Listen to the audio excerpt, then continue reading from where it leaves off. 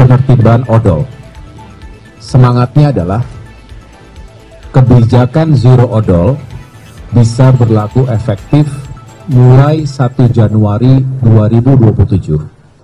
Saya bersama sejumlah pejabat di lingkungan Kementerian Koordinator Bidang Infrastruktur dan Pembangunan Kewilayahan dan juga para pemimpin dari berbagai KL yang sejak awal mengawal isu penertiban kendaraan odol, overdimension overload, yang menjadi perhatian publik secara luas dan tentunya mendapatkan atensi khusus baik dari Bapak Presiden Prabowo Subianto maupun dari Parlemen, dari DPR RI. Saya bersama Kepala Badan Pusat Statistik Ibu Amalia Adininggar Widya Santi, kemudian Wakil Menteri BUMN Bapak Kartiko Wirjoatmojo, Wakil Menteri Ketenagakerjaan Bapak Afrian Syahnur, dan Bapak Ibu lainnya yang mohon maaf tidak dapat saya sebutkan satu persatu. Hari ini kami kembali membahas progres dari penertiban odol. Semangatnya adalah kebijakan zero odol bisa berlaku efektif mulai 1 Januari 2027. Ini yang sedang kami ikhtiarkan. Mohon teman-teman media juga berkenan membantu menyuarakan ini, karena edukasi, sosialisasi itu butuh berbagai platform, dan tentunya teman-teman media punya kekuatan dan pengaruh untuk bisa turut menyampaikan pesan baik ini kepada masyarakat luas.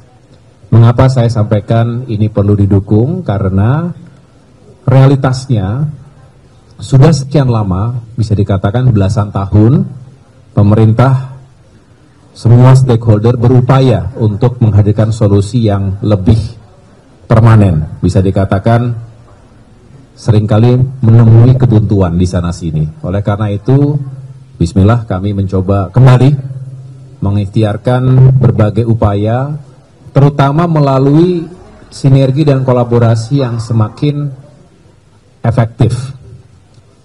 Dan kami tidak ingin memotret masalahnya sepotong-sepotong, tidak juga berharap ada yang bekerja dalam ruang-ruang masing-masing, dalam silo.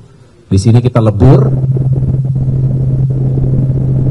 setiap KL pasti punya concern.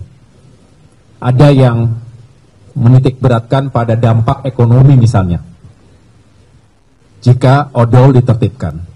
Ada yang mengedepankan aspek keselamatan, dan ada juga yang memikirkan dampak sosial. Jadi banyak aspek yang tentunya perlu kita pertimbangkan dan juga kita bahas secara utuh. Tidak boleh ada yang merasa lebih penting dari yang lain. Tetapi ketika harus diletakkan pada prioritasnya, tentu keselamatan manusia tidak ada yang lebih tinggi dari itu. Jadi kami pertama ingin meyakinkan dengan penertiban odol, maka kita bisa menyelamatkan masyarakat kita dari kecelakaan yang sekali lagi telah merenggut banyak nyawa di jalan. Tadi dari data yang kita dapatkan, tahun 2024 terjadi sekian kejadian, bahkan belasan puluhan ribu yang meninggal, dan 10,5% itu kontribusinya dari kendaraan angkutan barang, termasuk odol. Belum lagi kerusakan jalan raya di sana sini yang harus akhirnya membutuhkan perbaikan. Triliunan rupiah setiap tahun harus dikeluarkan untuk bisa memperbaiki jalan-jalan rusak. Ini juga salah satu dampak ekonomi yang bisa ditimbulkan dari odol. Tapi kami juga memahami bahwa tantangannya banyak. Dan oleh karena itu tidak ingin sembrono, tidak ingin gerasa gerusu, kami memohon kepada BPS Ibu Amalia sudah memaparkan dengan gamblang, walaupun studi dan analisanya masih terus dilakukan, perlu waktu untuk menuntaskan. Kami mengambil sampel 2 provinsi yang kontribusinya signifikan, yaitu DKI Jakarta dan Provinsi Jawa Barat. Kontribusinya bisa dikatakan 30% terhadap PDB kita. Dari situ kita melihat memang ada dampak, tetapi sebetulnya yang menarik adalah jika kita bisa menertibkan sekaligus mengawal kebijakan zero odol ini, justru ada dampak positif pada ekonomi. Selama ini dikatakan bahwa nanti akan meningkatkan inflasi, akan meningkatkan biaya transportasi, benar.